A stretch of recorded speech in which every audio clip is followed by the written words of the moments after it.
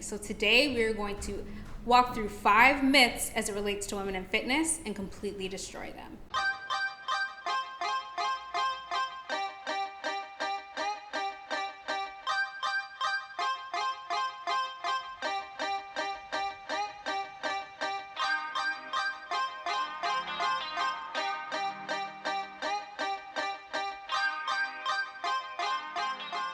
Hello and welcome back to my channel. I'm Carmen, aka Parisian Chic, and today we are going to talk about myths. We're going to bust some myths that relate to women when it comes to fitness. I think there's a lot of misinformation out there when it comes to women in fitness, and it's very confusing and discouraging when you're on your journey. So today we're going to walk through 5 myths as it relates to women in fitness and completely destroy them.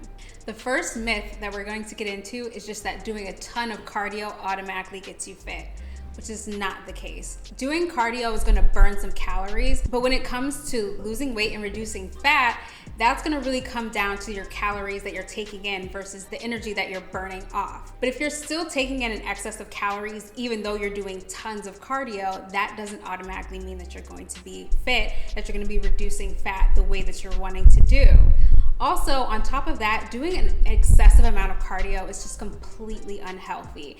And I think a lot of people get to this point where they use cardio as a punishment, where they just have to do it excessively to burn off all this stuff, which isn't a healthy way in a relationship to have with cardio in itself. Cardio is an important tool and it is going to help you burn a ton of calories, but it's not automatically going to help you improve your strength, body composition, body structure, and fat percentage. Myth number 2 is that all you have to do is just sign up for a whole bunch of fitness classes and that's automatically gonna help you get fit as well.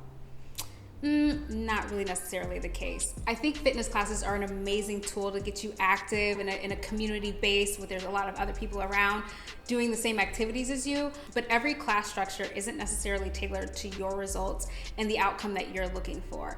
It may help you burn some calories and get active for that day, but if you're looking for progression in certain areas, it's really important that you get guidance that helps you on your targeted journey. Also, some fitness classes are really just based on fatigue, where they're doing excessive reps of certain exercises that are often exceeding the range that you should be working in based on your fitness level. So while class structure is amazing to keep you active, it's also important that you have a trainer or some kind of specialized coach to help you progressively work to your own personal fitness goals. Myth number 3 is that you have to cut all carbs out of your diet in order for you to lose weight.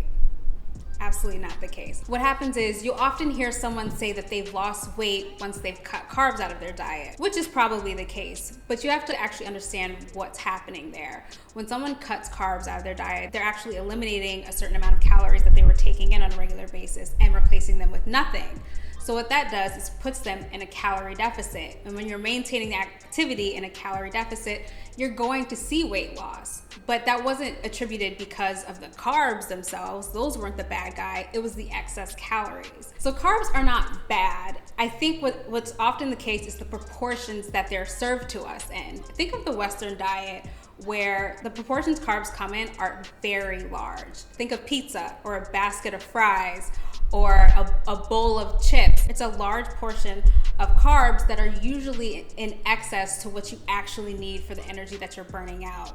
So it's not important that you completely cut out carbs, but you more monitor the proportions of carbs that you're taking in. You can maintain eating carbs at a moderate proportion, and as long as you're in that calorie deficit as you are working out, you are going to see a weight loss without completely cutting carbs out in total. The next myth is that the number of the scale isn't going down, so that must mean that I'm not improving. That's not the case. The scale is a tool to help us weigh ourselves, but it's not necessarily as accurate as we would want it to be. The scale measures our weight in reference to gravity, but what it's not capturing is our body improvements, our fat losses, and even our strength that we're building over time. So that's not always going to give us the most accurate reading of the ways that we're improving.